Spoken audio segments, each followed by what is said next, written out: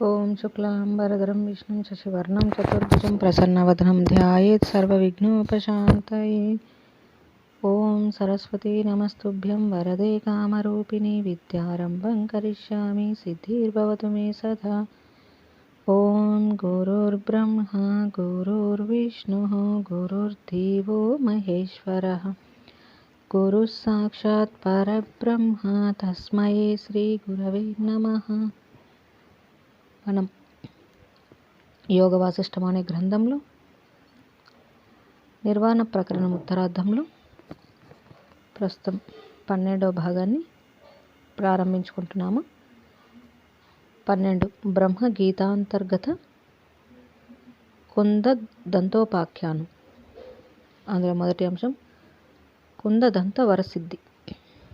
శ్రీరాముడు: ఏ మహర్షి, సూర్యుడు ఉదయించగానే సర్వ అంధకారంలో తొలగిపోతాయి చూచారా, అట్లా సర్వ వస్తువులు బ్రహ్మమే అని పూర్ణ బోధ కొరకై తమరు నా యొక్క ఒకానొక సంశయంను ఛేదించ ప్రార్థన. నేను మీ ముందుంచబోయే ఈ సంశయం వెనుక ఒకానొక సంఘటన కొంతవరకు కారణమై ఉన్నది. ఆ దానిని ముందుగా వర్ణించి చెప్పడానికి కొద్ది సమయంను ప్రసాదించమని మిమ్మల్ని వేడుకుంటున్నాను. శ్రీ వశిష్ఠ మహర్షి: అట్లాగే, ఆ సంఘటన ఏమిటో సవివరంగా చెప్పు, అంతా వింటాం. శ్రీరాముడు: ఓ మహాత్మా వశిష్ఠ మహర్షి, పితృదేవులకు దశరథ మహారాజు ఈ సభకు వేంచేసిన తదితర సర్వసభికులారా, ఈ మహర్షి ప్రవచన సందర్భంలో నా ఈ గురుదేవుల అనుజ్ఞతో చెప్పుచున్న ఈ కుంద దంతోపాఖ్యాయిక వినండి. కొన్ని నెలల క్రితం ఒకరోజు అయోధ్యలో గల విద్యాపీఠంలో విద్వాంసులకు వేద పండితుల సదస్సు జరిగింది. రాజకుమారుడుగా ఆహ్వానితుడనై మా తండ్రి గారి ఆజ్ఞానుసారం నేను ఆ సభలో పాల్గొన్నాను. ఆ రోజు విద్వత్వములైన ఎందరో పండిత బ్రాహ్మణ్యులు వేదాంత విశేషములను ప్రవచిస్తూ ఉండగా సోదరులతో కూడి అత్యంత ఏకాగ్రత చిత్తులమై అందరం వింటున్నాం. అట్టి సమయంలో ఆ సభకు అక్కడి కార్యకర్తలు విదేహ దేశం నుండి ఉత్తమ బ్రాహ్మణుడు, గొప్ప శాస్త్ర విద్వాంసుడుగా లోకప్రసిద్ధి పొందినవాడు, మహాశ్రీమంతుడు, మహాతపస్వి, గొప్ప జ్ఞానైశ్వర్య కాంతులతో ప్రకాశించేవాడు, దుర్వాస మహర్షి వలె దుస్సావహమైన తేజోధారియగు కుందదంతముని అతిథి దేవరూపులై వేంచేశారహో అని ప్రకటన చేశారు. మేమంతా అప్పుడు నిజ పండితులమైన వేదాంత, సాంఖ్య సిద్ధాంతవాద ప్రతివాదములను ఆపాం.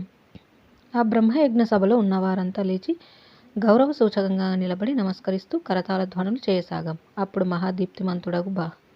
మహాదీప్తివంతుడగు బ్రాహ్మణుడు మాకు ప్రతి నమస్కారాలు చేస్తూ సుపరిచితులతో కరచాలనం చేస్తూ మహారణ్యంలోంచి నడిచి వచ్చే గంభీర సింహంలాగా సభాగ్ర భాగంలో మేమున్న సభామండప అగ్రస్థానానికి నడిచి వచ్చారు. అలవోక అయిన చిరునవ్వుతో నన్ను, మా ముగ్గురు సోదరులను పలకరించి సుఖాసీనులైనారు. అప్పుడు నేను లేచి వారి పాదములపై పుష్పగుచ్ఛములుంచి నమస్కరించాను. వారి ప్రియవాక్కును అనుసరించి అందరం సభలో ఆసీనులమైనాం. అప్పుడు నేను కుశల ప్రశ్నపూర్వకంగా పలకరిస్తూ ఒకానొక విషయం అడిగాను. అప్పుడు నాచే అడగబడిన విషయం అప్పటి మా చర్చలకు సానుకూల్యం, సందర్భోచితం అయి ఉన్నది. నేను మొట్టమొదటగా ఇట్లా పలకరించాను. శ్రీరామచంద్రుడు: బ్రహ్మ విద్యావరేణ్యులైన ఓ బ్రహ్మోత్తమ, కుందదంతముని తమను విదేహ దేశం నుండి ప్రయాణించి ఎంతో అలసిపోయి ఉంటారు. ఆ ఆసనంపై సవిశ్రాంతులయ్యెదరు గాక. మీ రూపం బ్రహ్మ తేజస్సుతో ఉట్టిపడుతోంది. అయినప్పటికీ మీ సుందరమైన కళ్ళలో ఏదో ఆతురత నాకు కనిపిస్తోంది. అందుచేత ఇప్పటి రాక ఎచ్చటి నుండో ఏది తెలియగూర్చున్నారో తెలుపమని ప్రార్థన. ఈ సభికులందరి తరపున అయోధ్యానగర చక్రవర్తి, మా పితృదేవులైన శ్రీ దశరథ మహారాజు తరపున, అయోధ్యానగర వాసుల తరపున మీకు మరొకసారి సుస్వాగతం. ఇప్పుడు మీరు ఏది ఎరగాలని కించిత్ ఆవేశపూరితంగా కనిపిస్తున్నారు, అట్టి విశేషంను సవివరంగా ఈ పండిత సభకు ప్రకటించండి. మీరు సంభాషిస్తూ ఉంటే వినాలని ఇక్కడి సభికులంతా వేచి ఉన్నట్లున్నారు. దయచేసి మీ మనోహరమైన వాక్య పరంపర మాపై వెదజల్లండి. కుందదంత బ్రాహ్మణుడు: ఓ దశరథ వరకుమార శ్రీరామచంద్ర, నీవు చెప్పింది నిజమేనయ్యా. అత్యంత సునిశ్చితమైన బుద్ధి కలవాడివి కాబట్టి అట్లా పలికావు. అవును, నేనిప్పుడు మహాప్రయత్నపరుడనై ఉన్నాను. ఒకానొక అతి ముఖ్యమైన కార్యం కొరకై ఈ అయోధ్యకు వచ్చాను. ఇక్కడ సత్సంగం జరుగుచున్నట్లుగా విన్నాను. నీ దర్శనం, సభలో గల అనేక మంది వేద పండితుల దర్శనం కోరుకున్నవాడినే ఇటు వచ్చాను. ఓ రామచంద్ర, ఓ సభికులారా, మీ చర్చనీయాంశానికి కొంచెం విఘాతం కలిగించానేమో, కానీ మీ అతిథి మర్యాదలకు ఈ శ్రీరామచంద్రుని ఆప్తవాక్య ప్రియత్వానికి పులకితుడనే మీ అందరి అనుజ్ఞతో ఇప్పుడు అస్మత్ సంబంధమైన ఒకానొక జరిగిన సంఘటనను ప్రస్తావిస్తాను. ఎందుకు నా స్వీయ అనుభవం చెప్పుచున్నానంటారా? ఆ సంఘటన వలన నాలో ఒక గొప్ప సందేహం బయలువెడలింది. భూమి, సప్త సముద్రములు, అనేక పర్వతాలు మొదలైన విశేషాలతో కనబడే ఈ ప్రపంచం అత్యంత సువిశాలమైనది కదా. ఇక్కడికి చాలా దూరంలో ఒకానొక చిన్న గ్రామం ఉన్నది. ఆ గ్రామంలో ఒక ఇల్లు ఉన్నది. ఆ ఇంట్లో నాకు పరిచయం గల ఒక కుటుంబం నివసిస్తోంది. ఆ ఇంట్లో కొన్ని గదులు ఉన్నాయి. అక్కడి ఒక్కొక్క గదిలో ఇంతటి సువిశాలమైన ఒక్కొక్క బ్రహ్మాండం ఉండి ఉన్నది. ఇది నమ్మశక్యమైన నిజమేనా? ఇది సాధ్యమా? ముందుగా నా జన్మ జన్మస్థానముల గురించి ఈ విద్వత్ సభకు విన్నవించుకుంటున్నాను. ఈ భూమిపై స్వర్గధామం అని చెప్పుకునే విదేహం అనే ఒక దేశం ఉన్నది. ఆ దేశంలో ఒకానొక బ్రాహ్మణ గృహంలో నేను జన్మించాను. మా ఇంట్లోనే తండ్రి దగ్గర కుల విద్యలకు, వేదపారాయణ, వేదాంత విద్యలు బాల్యం నుండి అభ్యసించాను. నా దంతములు పుట్టినప్పటి అతి బాల్యం నుండి తెల్లటి స్వచ్ఛమైన ప్రకాశంను విరజిమ్ముచి ఉండటం చేత మా పితామహులు కుందదంతుడు అనే నామధేయం నిర్ణయించారు. కుందం అంటే ముల్లపువ్వు. నేను నా విద్యాభ్యాసం ముగించుకొని ఆ తర్వాత ఈ జగత్తు యొక్క నిత్యానిత్యాలు విచారణ చేయసాగాను. క్రమంగా వైరాగ్యవంతుడనయ్యాను. సంసారం అనే శ్రమ సశాంతించటానికి గొప్ప ప్రయత్నశీలుడని అనేక మున్యాశ్రమాలు, బ్రహ్మజ్ఞుల గృహాలు సందర్శించి అనేక తత్వజ్ఞాన విషయాలు సేకరించసాగాను. అట్లా సంచరిస్తూ ఒకసారి దక్షిణ దిక్కుగా ఉన్న శ్రీశైలం వెళ్ళాను. అక్కడ పర్వత ప్రాంతంలో మున్యాశ్రమం నిర్మించుకుని చాలా కాలం వరకు కోమలమైన తపస్సు ఆచరించాను. ఆ మున్యాశ్రమం సమీపంలో దట్టమైన ఒక అరణ్యం ఉన్నది. ఒకసారి నేను కాకతాళీయంగా ఆ అరణ్యంలో ప్రవేశించి సంచరించసాగాను. అట్లా తిరుగుతూ ఉంటే అక్కడకు అల్లంత దూరంగా నాకు విస్తారమైన కొమ్మలు, శాఖలు కలిగి 7-8 అడుగుల ఎత్తు మాత్రమే ఉండి పొట్టిదైన ఒక వృక్షం కనిపించింది. అది కోమలమైన లేత ఆకులతో, సుకుమారమైన కొమ్మలతో, చాలా ప్రత్యేకమైన ప్రకాశంతో ఆకర్షణీయంగానూ ఆహ్లాదంగానూ అగుపించింది. అది చూచి నేను దూరం నుండి ఆకర్షితుడని కాసేపు విశ్రాంతి కొరకై ఆ వృక్షంను సమీపించాను. ఆశ్చర్యం! ఆ వృక్షం యొక్క ఒక శాఖకు పాదాలు త్రాళ్లతో బంధించబడి క్రిందకు బ్రేలాడే శరీరం, శిరస్సులతో పవిత్రమైన ఆకారంతో ప్రకాశిస్తూ ఒక మానవ దేహం కనిపించింది. ఆ సమయంలో ఆ ఏకాంత ప్రదేశంలో ఆ వృక్షానికి తలక్రిందులుగా వేలాడి ఆ దేహం కనిపించడం నాకు ఆశ్చర్యజనకమైంది. ఏమిటిరా ఇది అని అనిపించింది. కొంపదీసి ఈ అగత్యాన్ని ఎవరైనా దుర్మార్గులు చేసి ఉంటారా అని అనుకోసాగాను. నెమ్మదిగా ఆ వృక్షాన్ని బాగా సమీపించి చూచాను. అతడెవరో శ్రోత్రియ బ్రాహ్మణుని వలె విభూతితో ప్రకాశిస్తున్నారు. కళ్ళు మూసుకొని ఉన్నారు. అరే, ఇంకా ఈయనకు జీవకళ ఉన్నట్లే ఉన్నది. ఏమి ఆశ్చర్యం అని తలచుచూ మరింత సమీపించాను.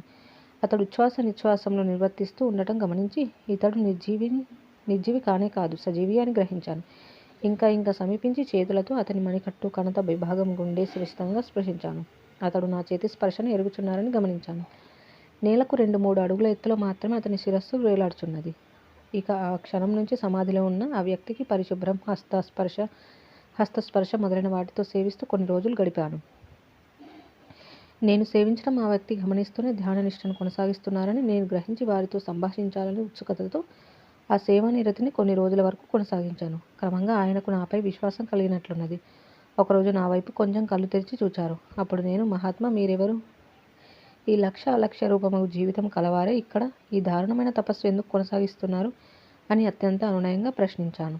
అప్పుడు ఆయన పెదవులు విప్పి, బాబు, నా యొక్క కుల, దేశ, తప ప్రయోజనాలు తెలుసుకున్నందువల్ల నీకు ఏమి ప్రయోజనం?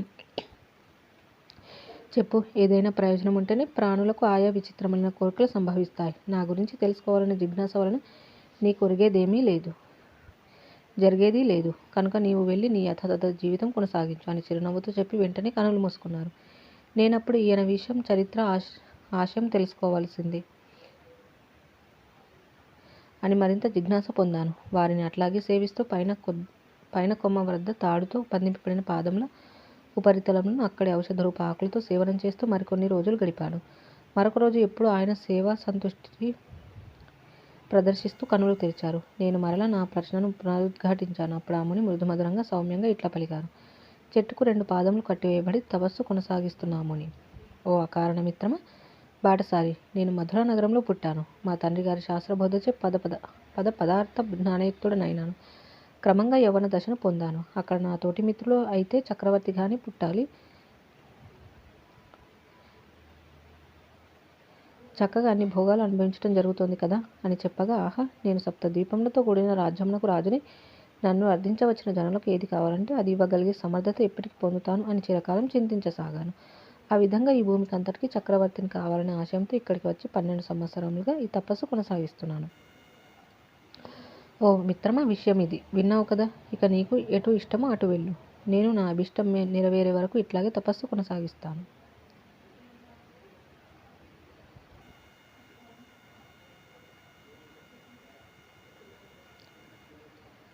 అది విని నేను, ఓ సాధు, మీరు మీ అభిష్ట సిద్ధిని పొందే వరకు మీకు సేవ చేస్తూ మీ రక్షణ రూపంగా నా తపస్సు నేను కొనసాగిస్తానని పలికాను. అది విన్న మరుక్షణం క్షమశీలుడగా ఆ తపసి శిలవలే మౌనం వహించి కనులు మూసుకొని బాహ్య చేష్టలు త్యజించి తపస్సు నిర్వర్తించసాగారు. నేను అక్కడ కాలకృత్యమైన శీతోష్ణములను సహిస్తూ భయ చింతారహితుడని ఈ తాపసి యొక్క తపో సమయ భౌతిక దేహ సేవయే నా తపస్సు అని అనుకుంటూ సేవానిరతిని కొనసాగించాను. అట్లా 6 నెలలు గడిచిపోయాయి. ఒకరోజు సూర్యబింబం నుండి జ్వజ్వల్యమానంగా ప్రకాశిస్తూ ఒక కాంతి పురుషుడు ఆ తపస్వికి ఎదురుగా నిలిచాడు. అప్పుడు మేమిద్దరం వారికి ప్రణమిల్లాం. మనోవాక్కాయములతో వారికి పూజ సమర్పించాం. ఆ సూర్యకాంత పురుషుడు అమృతప్రాయంగా ఇట్లు పలికాడు. సూర్య తేజో పురుషుడు, వృక్షశాఖకు వ్రేలాడుతూ సుదీర్ఘంగా తపస్సు చేయటంలో తత్పరుడవై ఉన్న ఓ బ్రాహ్మణుడు, ఇక నీ తపస్సు చాలించి నీ అభిమతం ఏమిటో ఆ వరంను స్వీకరించు. దీర్ఘ తపస్వి, ఓ ఆదిత్య పురుషుడా, మీరు సర్వాత్మ స్వరూపులు. నా అభిష్టం మీకు తెలియనిది కాదు. అయినా చెప్పుచున్నాను. నాకు సప్త మహాద్వీపములతో కూడిన నా భూసామ్రాజ్యానికి సప్త మహాద్వీపములతో కూడిన భూ సామ్రాజ్యానికి చక్రవర్తిని అవ్వాలని కోరిక ఉన్నది. సూర్య తేజో పురుషుడు, ఆదిత్య పురుషుడు, ఓ బ్రాహ్మణుడు, అట్లాగే నీవు ఈ శరీరంతో నిర్వర్తించిన తపస్సుకు ఆదిత్య హృదయములకు మేము మెచ్చాం. ఇటు తపస్సు యొక్క పుణ్యం చేత నీవు 7 సముద్రముల చేత 7 ద్వీపముల చేత కూడి ఉన్న భూమిని చక్రవర్తివై 7,000 సంవత్సరములు పాలించగలవు. ఈ విధంగా పలికి ఆదిత్య పురుషుడు అంతర్ధానం అయ్యాడు. అప్పుడు ఆ దీర్ఘ తపస్సుతో నేను ఇట్లా అన్నాను. హే మహాత్మా, మీ అభిమతం నెరవేరింది కదా. మీ పాదముల నుండి ఈ కట్టు త్రాళ్ళను విప్పివేయమంటారా? ఇక ఇక్కడి నుండి మీరు మీ గృహం చేరవచ్చు కదా. అప్పుడు ఆ తపస్సి అట్లాగే అని అనగానే ఆయన స్తుతిమెత్తిన పాదాలు కట్టి ఉన్న కట్టుతరాలను విప్పి ఆయనను నెమ్మదిగా భూమిపై చేర్చాను. అప్పుడు ఆ బ్రాహ్మణుడు ఆ ప్రక్కనే గల శేర్లను స్నానం చేసి అఘమర్ష మంత్రమును జపించారు. ఆ చెట్టు ఫలాలతో ఉండే పరమాత్మను నైవేద్యాది సేవలతో మంత్రయుక్తంగా జపించారు. ఆ వృక్షం నీడలోని ఇద్దరం కూడా క్షోభవర్జితులమై ఆ వృక్ష ఫలాలు భుజిస్తూ అతని పాదపీడనం యొక్క నివృత్తి అయ్యే వరకు 3 రోజులు అక్కడే ఉన్నాం. జై శ్రీరామ్. ఈ విధంగా మనకి ఈ 12వ భాగంలో మొదటి అంశం కుందదంత వరసిద్ధి అనే అంశాన్ని గురించి వివరించడం అనేది చూసాము. తర్వాతి అంశము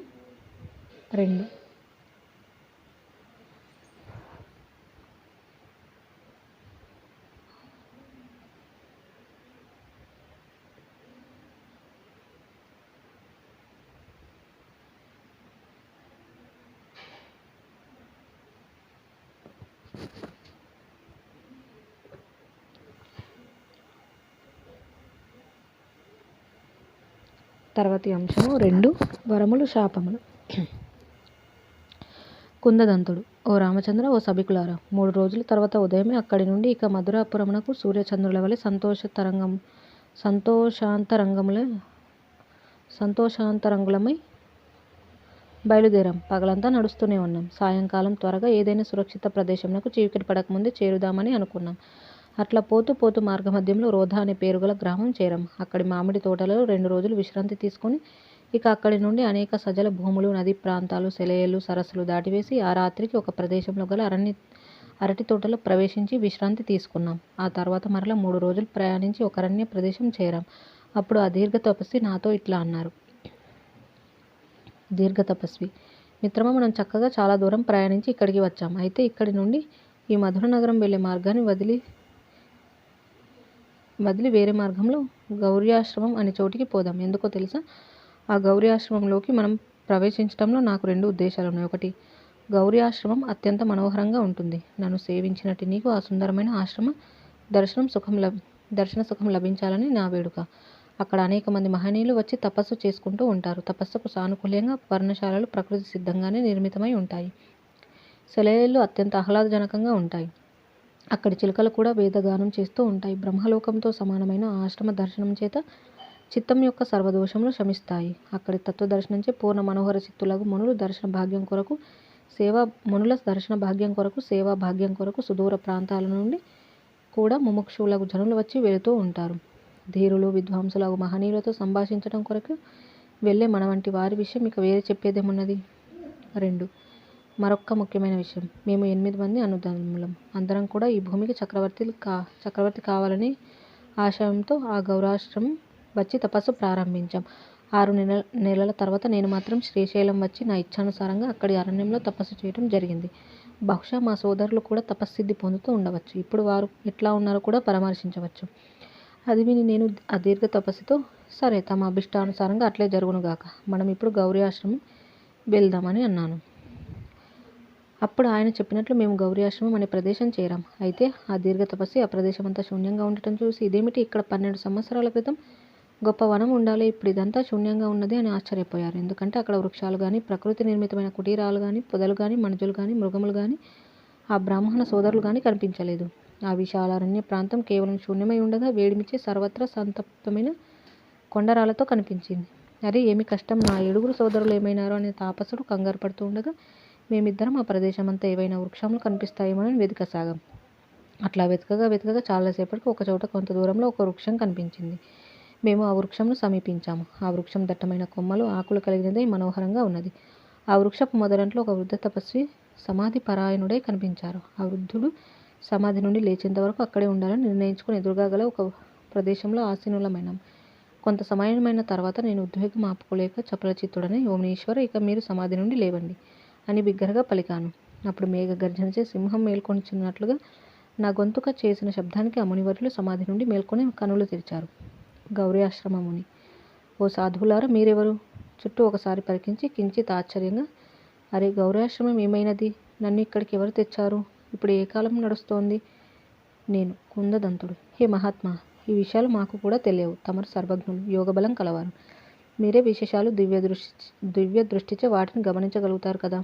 అప్పుడు ఆ గౌరీ ఆశ్రమముని మరల కనులు మూసుకొని ధ్యానపరాయణులై మా యొక్క వృత్తాంతమంతా దివ్య దృష్టితో యోగబలం చేత వీక్షించసాగారు. గౌరీ ఆశ్రమముని: ఓ ఆర్యులారా, కార్యవేత్తలారా, ఈ వృత్తాంతం ఏమి ఆశ్చర్యకరం. ఈ కదంబ వృక్షమే మొదటి నుండి కూడా నా నివాస స్థానమై కొనసాగుతుంది. నేను గౌరీ ఆశ్రమం విడిచి మరెక్కడా లేను.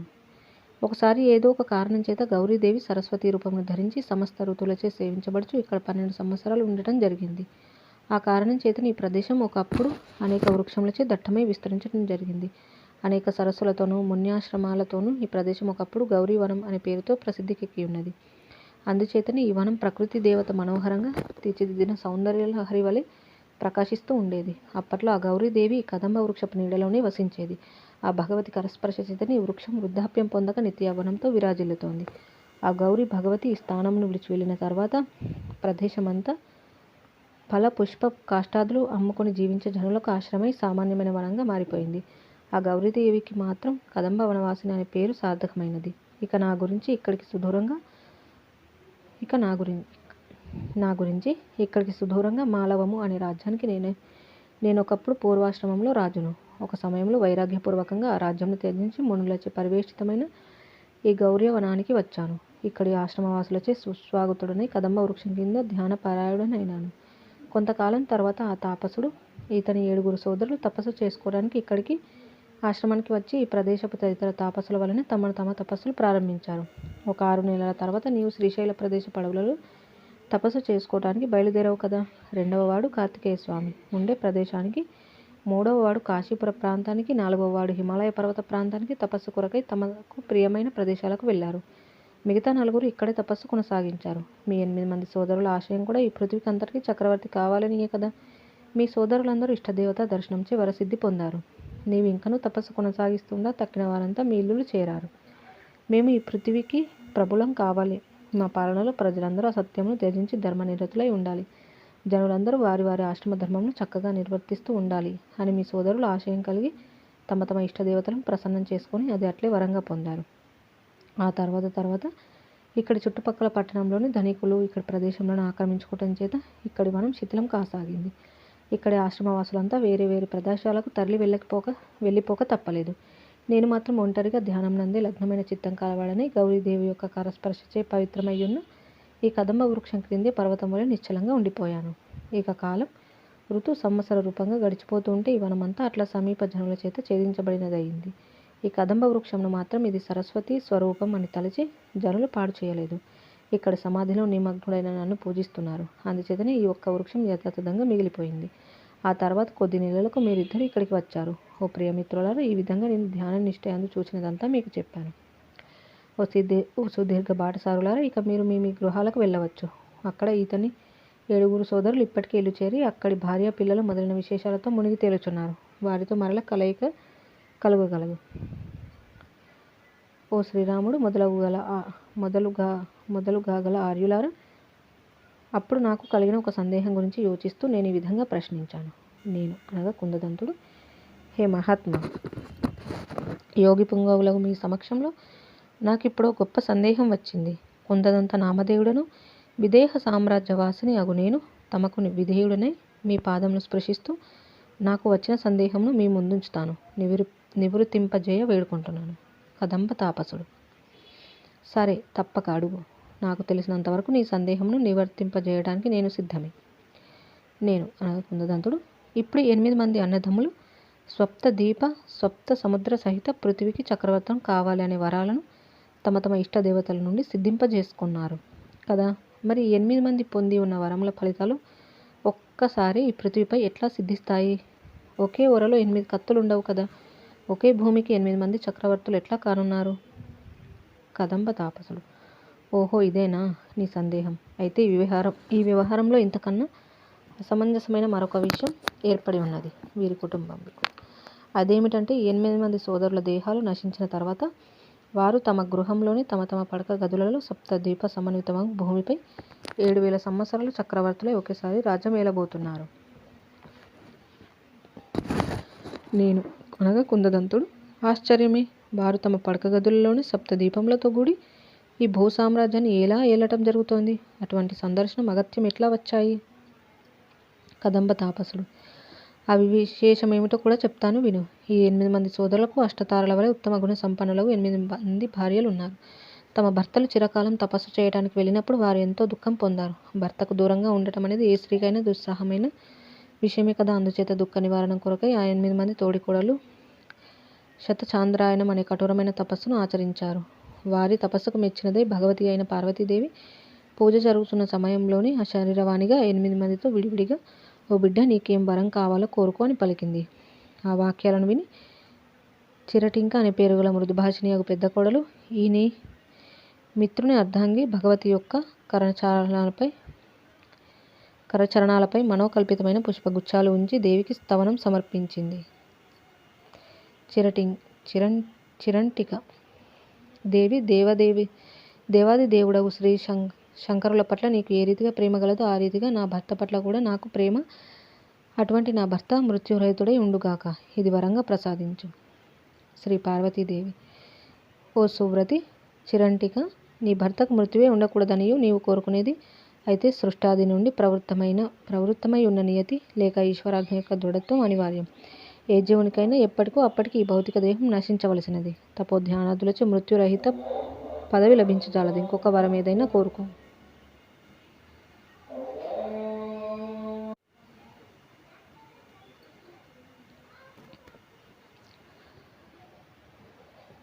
మృత్యురహిత పదవి లభించజాలదు. ఇంకొక వరం ఏదైనా కోరుకో. చిరంటిక, ఓ దేవదేవి అంబిక, సరే, అట్టి అమరత్వ పదవి లభించకపోతే నా భర్త ఎప్పుడు మరణించునో అప్పుడు నా భర్త జీవ చైతన్యం మేము ఉండే పడక గదిలోనే, నా గృహంలోనే ఉండాలి. బయటకు పోనే కూడదు. ఈ వరం దయతో అనుగ్రహించు. దేవి, పుత్రి, అట్లే అగుగాక. మీరున్న గృహంలోనే, మీ పడక గదిలోనే నీ భర్త సప్తదీపములకు ఆధిపత్యం వహించడం జరుగుతోంది. ఆ తర్వాత ఈ నీ దేహానంతరం మరల నీవు అతని ప్రియురాలివగు భార్యవు అవుతావు. నీకు ఆనందమగుగాక. వృద్ధ తాపసుడు, విన్నావా కుందదంతా? ఇట్లా పలికి ఆ గౌరీదేవి అంతర్ధానం అయ్యింది. అదే రీతిగా మిగతా 7 భార్యలు అటువంటి వరాలే పొందారు. ఆ తర్వాత ఇతని 7 సోదరులు కూడా మహావరాలు పొందిన వారే ఇంటికి చేరారు. ఆ పెద్ద సోదరుని గురించి అక్కడ వీరి కుటుంబ సభ్యులందరూ ఎదురు చూస్తున్నారు. ఈతడు తన భార్యగు చిరంటిక వద్దకు వెళ్ళునుగాక. ఈ సోదరుల బంధువుల సమ్మేళనం ఆ విధంగా జరగనున్నది కనుక వారు ఆ గృహంలోని వారి వారి పడక గదులలో ఒకేసారి సప్త సముద్ర సహిత మహా సామ్రాజ్యములకు ఒకే సమయంలో వేరువేరుగా ఆధిపత్యం వహించనున్నారు. ఇది ఇట్లా ఉండగా ఇక్కడ ఇంకొక సంఘటన కూడా జరిగింది. అది కూడా చెప్పమంటావా? నేను అనగా కుందదంతుడు, స్వారు మీరు చెప్పింది ఇంకా ఆశ్చర్యం. ఈ 8 మంది సోదరులు ఒకే గృహంలో వారి వారి పడక గది ఆకాశాలలో 8 మంది సప్త సముద్రములతో కూడిన మహాభూమండలములకు వేరువేరుగా ఒకేసారి సుదీర్ఘ చక్రవర్తులే ఆధిపత్యం వహించనున్నారా? ఇదంతా ఎలా సాధ్యం? అది అలా ఉండి ఇది కాక వీరి కుటుంబంలో మరొక విశేషం కూడా జరిగిందని అంటున్నారు కదా, అది ఏమిటో చెప్పండి. వృద్ధ తాపసుడు, అట్లాగే విను చెప్తాను. ఈ 8 మంది సోదరులు తపస్సుకు మరలి వెళ్ళిన క్రొత్తలో తమ 8 మంది కోడల యొక్క భర్తృ విరహ దుఃఖం చూడలేక వారి తల్లిదండ్రులు ఆ కోడళ్లకు అత్తమామలు అయినట్టు ఆ వృద్ధ దంపతులు తమ కోడలతో సహా తీర్థయాత్రలకు బయలుదేరారు. త్రోవలో అనేక తీర్థములు పుణ్యాశ్రమములు సందర్శించడం జరిగింది. ఒకసారి ఆ పుణ్య దంపతులు శరీరం యొక్క శ్రమను కూడా లెక్కచేయక తమ పుత్రుల కార్యక్రమం దిగ్విజయం కొరకై కలాప అనే తీర్థమునకు కోడలతో సహా బయలుదేరారు. అట్లా నడుస్తూ ఉండగా ఒకచోట బాట ప్రక్కగా ఊర్ధ్వ జటాధారిగా ఒక మనుషుడు కూర్చొని ఉన్నాడు. ఆయన తెల్లటి దేహంతో పొట్టిగా అవయవములకు బూడిద పూసుకొని కనులు మూసుకొని ఉన్నాడు. కొందరు అతనికి నమస్కరిస్తూ వెళుచున్నారు. ఈ మన వృద్ధ దంపతులు ఆ మనుషుని చూచారు కానీ ఇతడు ఎవరో సామాన్యుడు వృద్ధ బాటసారి అయి ఉంటాడులే అని అనుకొని నమస్కరించగా కొంచెం నిరాధారణ దృష్టి కలిగి ఉన్నవారే త్వరగా నడవసాగారు. అప్పుడు వారి పాదముల తాకిడికి బాటపై గల కొంచెం ధూళి గాలి లేచి ఆ బాట ప్రక్కన ఉన్న మనుజునిపై పడింది. ఆయన మరెవరో కాదు, శివాంశ సంభూతుడగు దుర్వాస మహాముని. ఆ ధూళి తనపై పడటం గమనించి ఆ మహాముని కోపంతో కళ్ళు తెరిచాడు. దుర్వాస మహాముని పత్ని కోడళ్ళు వియంకుల సమేతంగా తీర్థయాత్రలకు బయలుదేరిన ఓ మూర్ఖుడా, దుర్వాసుడనగు నాకు నమస్కరించకుండా దాటిపోతున్నావు కదా. అయితే నీ 8 మంది కుమారులు 8 మంది కోడళ్ళు కలిసి తమ తపస్సులచే ఏ వరములు పొందుచున్నారో వాళ్ళంతా మహావరములు సముపార్జించుకున్నప్పటికీ కూడా అవి విపరీత దుఃఖ ఫలములనే ఒసంగుగాక, అవి నిష్ప్రయోజనమగుగాక, వారి పట్ల వరం శాపమగుగాక. ఇది విన్న ఆ వృద్ధ దంపతులు జరిగిన ప్రబంధం గుర్తించి ఆ మునికి సాష్టాంగ ప్రణామములు సమర్పించేలోపే ఆ దుర్వాసముని అంతర్ధానమయ్యారు. అప్పుడు ఆ వృద్ధ దంపతులు చాలా దుఃఖితులయ్యారు. ఇదేమి కర్మరా బాబు, ఆయన దుర్వాసముని అని మనకు తెలియదు కదా, ఎవరో సామాన్యులైన బాటసారి అని అనుకున్నాం. ఇంత మాత్రానికి ఇంత శాపమా అని కృంశించిన వారే దీనముఖులై నిరాశ చెందిన వారే యాత్ర నుండి తిరిగి గృహానికి చేరారు. చూచావా కుందదంతా, ఒకరు సప్త సముద్రములతో కూడిన రాజ్యంపై ఆధిపత్యం పొంది చక్రవర్తి కావాలని వరం కోరుకోవటం, ఇంకొకరు ఆ వరభోక్త తమ ఇంట్లోనే ఉండాలని వరం పొందటం, మరొకరు వారి వరం నిష్ఫలమై దుఃఖమాత్రం కావాలని శాపం పొందటం. కాబట్టి వీరి కుటుంబ సభ్యులంతా వృత్తాంతమంతా ఒక అసమంజసం కాదు, అనేక అసమంజసాలతో కూడుకొని ఉన్నదని నేననటం జరిగింది. కంఠముపై వాపు, ఆ వాపుపై కురుపు, ఆ కురుపు పగలటం, ఇట్లా అనేక అసమంజసమైన విషయాలు వీరి గృహంలో సమకూడుకొని ఉన్నాయి. ఇదేమంతా విచిత్రమేమీ కాదు. ఎందుకంటావా? శూన్యరూపమైన ఆకాశంలో గంధర్వ నగరం వంటి భూప్రదేశాలు, అందులో ఉల్కాపాతాలు, ఇంకా ఎన్నో దృశ్య విజృంభణలు సంభవించటం లేదు. చిదాకాశం యొక్క సంకల్ప రచితమవి జగద్రూప మహాపురములలో చిత్ర విచిత్రములైన అసమంజస విశేషాలకు కొదవ ఏమున్నది? జై శ్రీరామ్. ఈ విధంగా మనకి వరములు శాపములు అనే అంశాన్ని గురించి తెలియజేయడం అనేది చూసాము. తర్వాత 3వ అంశం వరశాపముల సంవాదం. నేను అనగా కుందదంతుడు, ఓ రామచంద్ర, ఓ భేదవేత్తతో కూడిన ప్రియ సభికులారా, వింటున్నారు కదా. అప్పుడు నేను ఆ గౌర్యాశ్రమ వృద్ధ తాపసుని మరల ఇట్లా ప్రశ్నించాను. నేను అనగా కుందదంతుడు, హే తాపసేశ్వర, మీరు చెప్పే చమత్కారమైన విషయం ఎట్లా సంభవించుచున్నదో నాకు ఇప్పటికీ ఏమాత్రం బోధపడనే లేదు. ఒకటి, ఇచ్చట సప్త ద్వీపవతియగు పృథివీ ఒకటే ఉన్నది కదా, మరి ఏకకాలంలో 8 మంది ఎట్లా సప్త ద్వీప ప్రభులు కానున్నారు? 2, ఈ జీవులు వారి యొక్క దేహములు పతనమైన తర్వాత కూడా వారంతా ఈ గృహాంతర్గత ప్రదేశాన్ని విడవకుండానే సప్తద్వీప సమేత సామ్రాజ్యాన్ని 7000 సంవత్సరాలు ఎట్లా ఏలనున్నారు? 3, ఆ వరములు నిష్ప్రయోజనం అవుతాయి అన్న శాపం ఎట్లా కార్యోన్ముఖం కాగలదు? అర్ధరాత్రి సూర్యుడు ఉదయిస్తాడా? వరదాతలచే ఒసగబడిన వరములు శాపప్రదాతలచే ఒసగబడిన శాపములచే ఆ కుటుంబం విరుద్ధ ఫలితాలు ఎట్లా పొందనున్నది? పరస్పర విరుద్ధములైనట్టు ఆ వరములు శాపములు ఒకే ధర్మం పట్ల ఒకే తరుణంలో విరుద్ధ ధర్మాలు ఎట్లా ప్రదర్శించగలుగుతాయి? ఒకవేళ వరశాపములు శుభాశుభ ధర్మములు ఒకదానికి మరొకటి ఆశ్రయంగా కలిగి ఉన్నాయందామా? ఎక్కడన్నా ఆధారమే ఆదాయం కాగలదా? నేలపై నడిచేవాడు నేలకే ఆధారం అవుతాడా? ఎక్కడన్నా లేదు కదా. గౌరాశ్రమ శుద్ధ తాపసి, ఓ సాధు, వీటన్నింటిలో ఏ అసమంజసమైనది నీకు కనిపిస్తుందో నాకేమీ అర్థం కావటం లేదు. అయితే ముందు ముందు ఏం కానున్నదో అది చెప్తాను, విను. ఇందులోని చమత్కారం నీకే అర్థమవుతుంది. భవిష్యత్తులోని సంఘటనలు. ఈ రోజు నుండి 8వ రోజు వరకు ఇతడు మధుర నగరం చేరనున్నాడు. అక్కడ సుబంధువులతో కొంతకాలం గడిచిపోనున్నది. ఇతని రాకచే వీరి గృహాలలో అందరూ చాలా సంతోషంగా కొన్ని రోజులు గడుపుతారు. ఆ తర్వాత కొన్నాళ్ళకి ఈ 8 మంది సోదరులు ఆ గృహంలో మరణించడం జరుగుతుంది. అప్పుడు బంధువులు ఆ దేహాలకు దహన క్రియలు నిర్వర్తిస్తారు. అటు తర్వాత ఈ 8 జీవచిత్ సంవిధాకారములు అదే గృహంలో వేరువేరుగా స్థితి పొంది ఉన్నవై 4 గడియల కాలం సుషుప్తిని పొంది జడస్థితి యందు ఉంటాయి. అప్పుడు ఒక చమత్కారమైన విషయం జరుగుతుంది. ఆ 8 మంది సోదరుల జీవ సంవిత్తులు వీరి మరణానంతరం కొంత సమయం జడస్థితిని అనుభవిస్తూ ఉంటాయని చెప్పాను కదా. ఆ సమయంలో వారి వరరూప కర్మలు, శాపరూప కర్మలు అవశ్యం ఫలదాతృత్వం చేసే నిమిత్తమై సంసిద్ధమై వీరి చిత్తాకాశాలలో ఒకచోట సమావేశమవుతాయి. ఆ వరకర్మలు, శాపకర్మలు ఆయా ఫలములను ప్రసాదించే అధిష్టాన రూప దేవత రూపములు దాల్చుతాయి. వీరు శరీరంలో రచించుకుంటాయి. వరరూప దేవతలు ఉత్తమ సౌభాగ్యశీలురై చేతులలో పుష్పాలు, బ్రహ్మదండాలు ధరించి అతి శుభ్రమైన అవయవాలు కలిగి విష్ణురూపధారులై అక్కడికి వస్తారు. శాపరూప దేవతలు త్రినేత్రులై చేతిలో శూలం ధరించి భయంకర ఆకారాలతో మేఘం వంటి నల్లని భుజాలతో క్రోధముఖులై వస్తారు. వరదేవతలు, ఓ శాపములారా, ఇక మీరు దూరంగా పొండి. మేము ఫలించనున్నాము. మమ్మలను క్రియత్వము నుండి ఆపటానికి సమర్థులెవరూ లేరు. శాపములు, ఓ వరములారా, ఇది మేము ఫలించే సమయం. మీరే దూరంగా పోవలసి ఉన్నది. వరములు, మీరు దుర్వాస మునిసి సంకల్పించబడ్డారు. ఇక మేమేమో సూర్యభగవానుచే నియమించబడ్డాం. మునుల కంటే ముందే బ్రహ్మదేవుడు సూర్యభగవాను సృష్టించారు. కాబట్టి మునుల కంటే సూర్యభగవానుడు అధికుడు. శాపములు క్రోధంగా, ఓ వరములారా, మీరు సూర్యునిచే సంకల్పించబడ్డారు నిజమే. కానీ మేము రుద్రభగవాను అంశభూతుడవు దుర్వాసునిచే నియమించబడ్డాం. అందరూ దేవతలలోనూ రుద్రుడే అధికుడన్నది లోకవిదితమే కదా అని తమ శూలాలను వరాలపై గురిపెట్టుట జరుగుతోంది. వరములు పకపక నవ్వుచు, ఓ శాపములారా, మీరు పాపరూపమగు అనుచిత్తత్వంను కాస్త ఆపండి. ఈ సందర్భం ఏమిటో కొంచెం విచారణ చేయండి. ఎందుకంటే కలహమంతా ముగిసిన తర్వాత ఏది కర్తవ్యమై ఉంటుందో దానిని మొట్టమొదటి విచారణ చేయటం ఉచితం. కలహం కొనసాగించిన చివరకు మనకు బ్రహ్మదేవుని నిర్ణయమే శిరోధార్యం అవుతుంది కదా. ఆ పని మొదటే చేస్తే పోలా. కాబట్టి మనం బ్రహ్మదేవుని దర్శించి వారు ఏది నిర్ణయిస్తే అది అనుసరిద్దాం. ఇది శాపములకు సానుకూల్యమైన యుక్తిగానే అనిపించింది. సందేహ నివారణ కొరకై మహానుభావులే సర్వదా శరణ్యం కదా. అందుచేత శాపాలు సరే అట్లాగే చేద్దామని ఒప్పుకున్నాయి. అప్పుడు వరములు, శాపములు బ్రహ్మలోకం చేరి బ్రహ్మదేవుని దర్శించి తమ తమ వృత్తాంతంలో తమకు క్రియాశీలత్వంలో ఎవరు ముందు అనే విషయంలో వచ్చిన అభిప్రాయ భేదం సవివరంగా విన్నవించుకున్నాయి. అదంతా ప్రశాంతంగా విని బ్రహ్మదేవుడు ఇట్లా పలికాడు.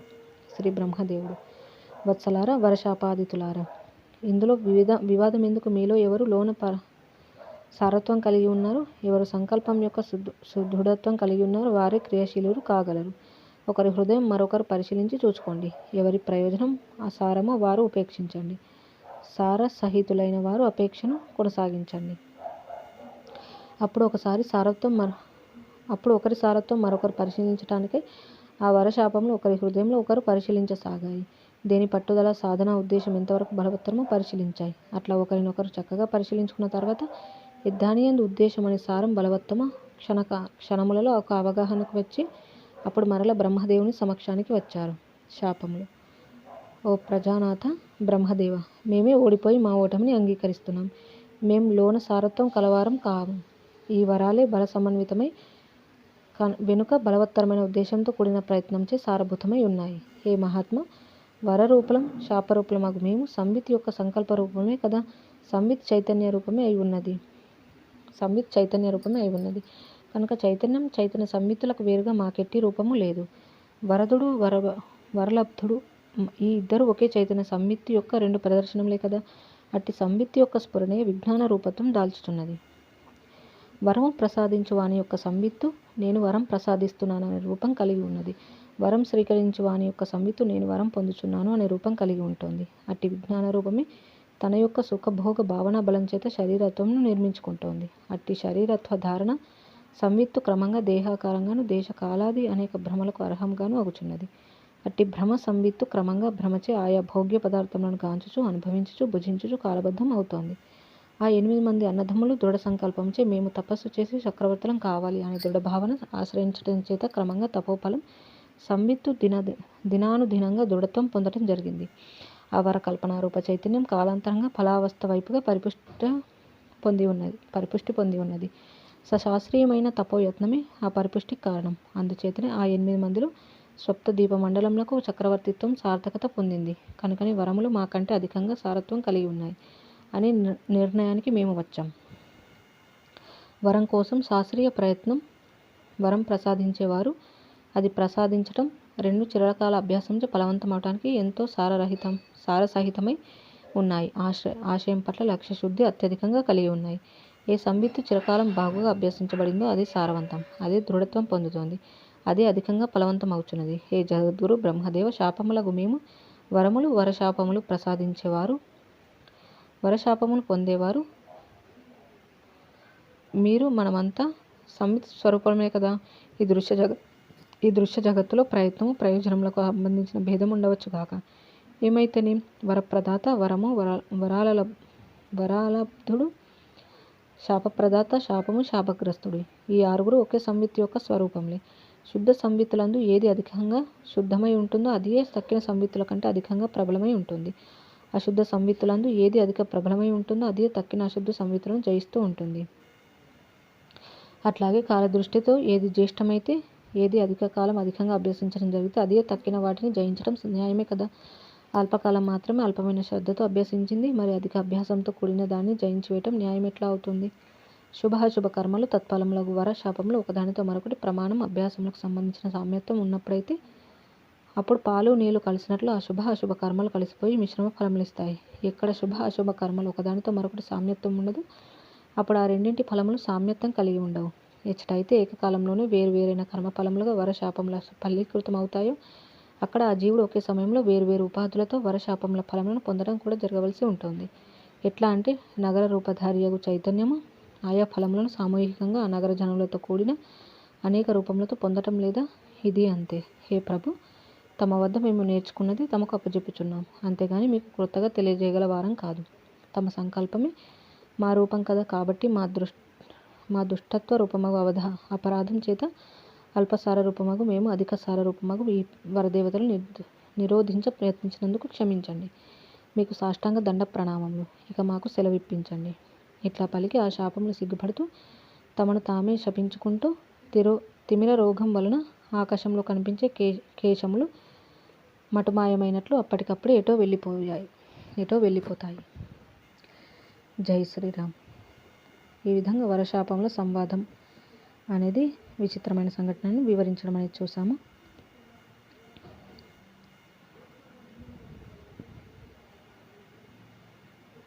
ఇక మిగిలిన అంశాన్ని మళ్ళీ తెలుసుకుందాం. ఇంతటితో ముగించుకుందాం. జై శ్రీరామ్. కాయేన వాచా మనసేంద్రియైర్వా బుద్ధ్యాత్మనా వా ప్రకృతే స్వభావాత్ కరోమి యద్యత్ సకలం పరస్మై నారాయణాయేతి సమర్పయామి. స్వస్తి. ఓం తత్సత్.